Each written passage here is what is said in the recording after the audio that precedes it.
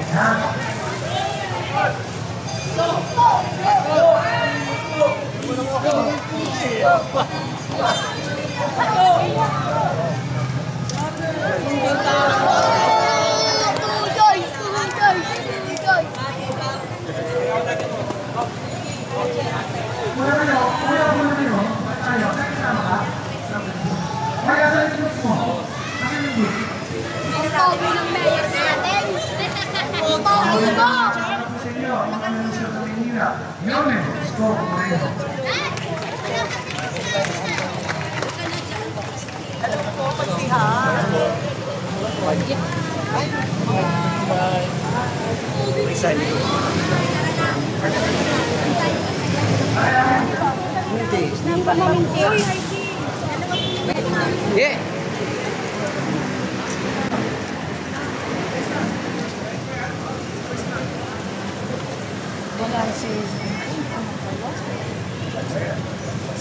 Magandang tanghali po. Ating pong Vice Mayor Chi Atienza. Magandang hapon po. Magandang hapon. Pagod, malungkot. Pero, ito po yun. Naintindihan namin ang hirap na yung ngayon. Pero alam niyo yung iwala ko, ang mga masamang pangyayari na ganito, pinapanilugan ng Panginoon para masubukan ng pananampalataya. Kaya kahit na mahirap, kahit masakit, magpasalamat kayo ng kayo. Dahil yung sisimula ng mabuti sa nangyari kahit sa mahirap. Dahil doon, kung nakita ng Panginoon na mahal mo pa rin siya kahit na masakit, may babalik po yun ang 60% natin na wala. Pero ang maganda, kasi na, buhay na gobyerno sa Manila. Dahil magaling na natin sa sige. Dahil pinagkita nyo ang bilis lang diba? Dahil dito lang po kami para sa inyo. At, naman,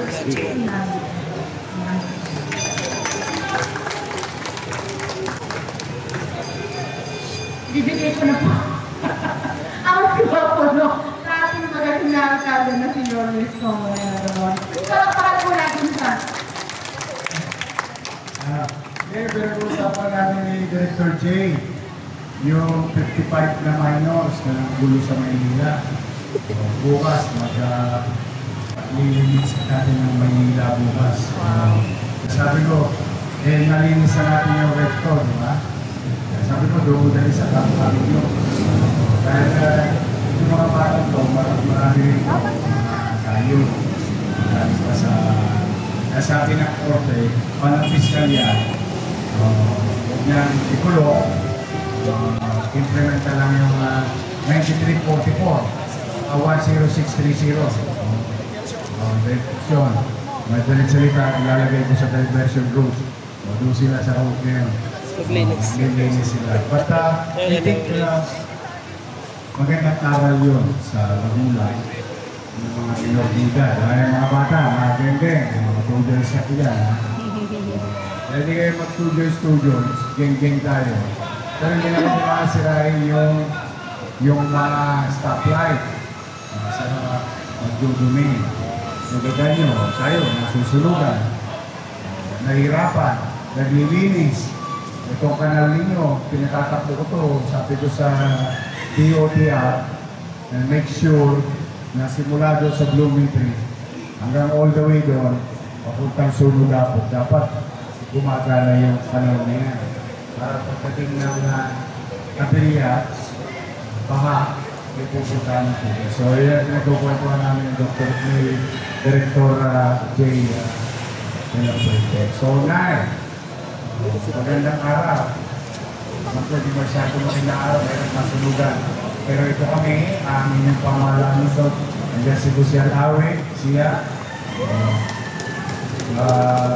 Edward Tan. Ayan, mga kasama natin.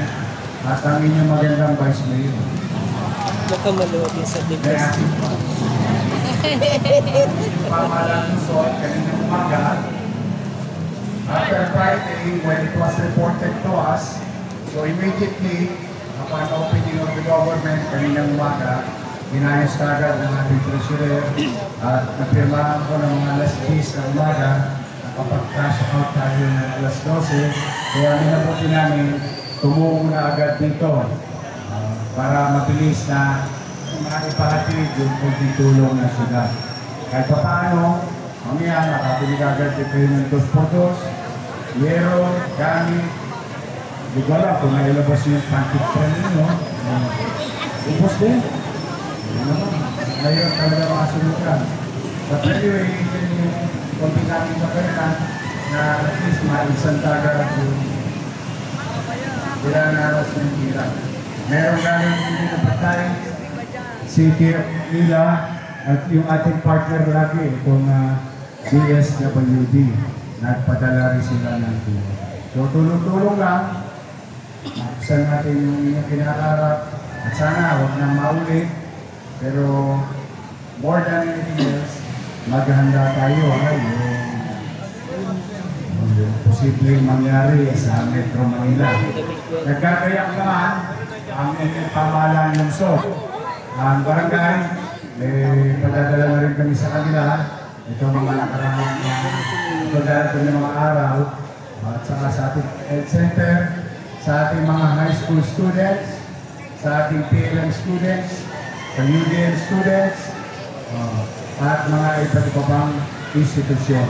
Para may mga gamit tayo, gamit pang kaligtasan. Dahil hindi masasabi, yung nangyari sa Cebu, wala pa ilang araw, Davao, hindi pa tatapos ang San Linggo, Sama, Norte, and so on and so on. Napalibutan na tayo ng Linggo. Sa Metro Manila lang wala pa. Hindi ko inaangat na magkaroon. Mahirap dahil posibleng maraming mamatay. Yun ang assessment ng national government. Tayo ba'y handa bilang Luzon? Handa. Ang tanong, sapat ba? Hindi natin makukwenta kung gaano kalaki mangyayari na ganyan. But rest assured, may gobyerno sa Luzon na yes! Tulong-tulong lang. At tulad na nangyari ngayon, magbukas ng opisina, dokumento, bago manangali, cash, tapos bababagay sa tao. Wala na pagpapabukas kasi may available na pera. Kahit hirap-hirap tayo sa cash, may tatawid ko. Ngayon, yung mga lespo natin, sino pa may kamag-anak sa inyong pulis? Ayun, kakama ngayong Miyerkules yun. May anak kayo pulis? Ayun. Yung utang ng syudad sa ating mga pulis ng 2024 pa. Sesa na kayo, hindi mo na kung kayo doon, ha? Pero magkagayon man, kahit na lumang obligasyon, itinalamin ko naman. So, July, August, September 2024. Sa Miyerkules, makukuha na lahat ng pulis Maynila ang kanilang allowance. Just release 20 million pesos para sa ating mga pulis na. O susunod ko na dyan, di ba, senior, PLN, tapos na. So, ngayon, pulis naman. O, susunod ko na dyan, solo parent, PWD, at saka UPD. Yung mga nakaraang taon, i-update ko. Security lang. Walang pinagkaya sa bahay nyo ngayon ng mga nagkonsult ng Maynila. Sa bahay nyo, sa bawat pamilya, pag kumita, may chicha. Ganun na naman talaga.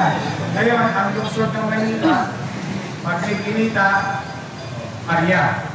Pag walang kinita, pero ako, kung meron mga akong isishare sa inyo, huwag kayo mag-alala. Ang iyor ninyo, sanay nang wala. Nakarawas na ako.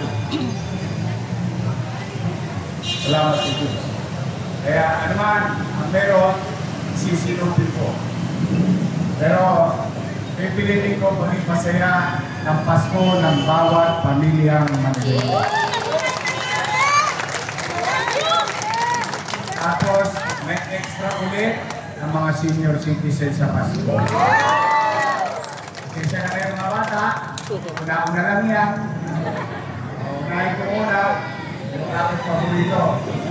Hindi siya perfecto, pero at least 95%, 97% lagi prioridad ko yung ating mga minamahal na lolo't lola. Kaya mga lolo't lola ko sa Maynila, pahabaan ng buhay. Hanggang kaya gusto ko kumitiman lang ang ating mga matatanda na maramdaman nila na mahal sila ng gobyerno ng Maynila. Sa mga bata naman, huwag kayo masyadong magmadali. Enjoy your youth. Kasi, sayang, ang panahon. Enjoy it. Kaya, sa mga kabataan, yung mga less than 18 years old, pag alas 10, anong gagawin? Anong gagawin? Makinig kayo sa lolo't lola nyo. Sa mga narit natin nyo, pag alas 10, tikrok na Laresa. Way una. Dog 2. Huwag nang maging makulit. Kasi, para rin naman niya sa kaligtasan ninyo. Makinig kayo sa nanay at tatay nyo. Kung ako, hindi ako natakot sa nanay ko, malamang, pariwara rin ako ngayon. Tingnan ninyo, sa pakikinig ko sa nanay ko, matapang yung nanay ko, makukulata ako lagi yun eh. Nung araw, ewan ko, tanong nyo sa mga lola nyo, nanay tatay nyo, saan suwi kami? Itanong nyo sa kanya, kayo gusto sa suwi? Sa sutsot, uwi.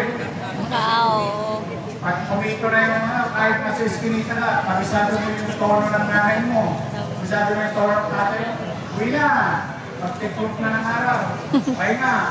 Tulog baga, pasok sa eskwela. Awa ng Diyos. Yung pag-ipit ng nanay ko sa akin, kung naging mayor ako ng Maynila. Yes. Ayun, pero, pwede ba yung mangyari sa inyo, mga bata?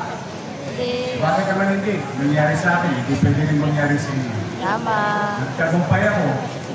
Kung pwede rin kayo magtagumpay. Alas 10, ano gagawin? Mayo! Dokto! Patuloy sa inyo. Hindi kayo nasisira ng stoplight, ha? Pag may ladies kayo ng abilida, so sa akin mga minamahal, taga-district ko, mga nanay-tatay ko, hindi lang kayo, basta marami pa tayo magandang. Tsaka si Lalay. So muli, sa inyo, nakikiisa kami, vice mayor at mga bawat nasunugan o bawat sa inyo, ang pamilya tatanggap ng 15,000 pesos. At hindi yan, wala pa tayong traffic. Tugod na tugod. Basta hanggang kaya, kaya. Hanggang may sinuligang guryon, kaya lang ako na kaya. Yawan, sana karaos din tayo. Muli, ingat kayo. I hope hindi na maulit yung incident sa bawat Vida Tasit May, handa naman ang inyong pamahalaan sa Manila. Sa mga lolo-lolo ko, I love you. Bakit yung mga matatanda rin sa district 2, may asin pa? Pwede pa eh. Mahal ko po kayo. Mag-iingat kayo, ha? Maraming salamat. Pagpalain nawa kayo ng pong Manila! Thank you.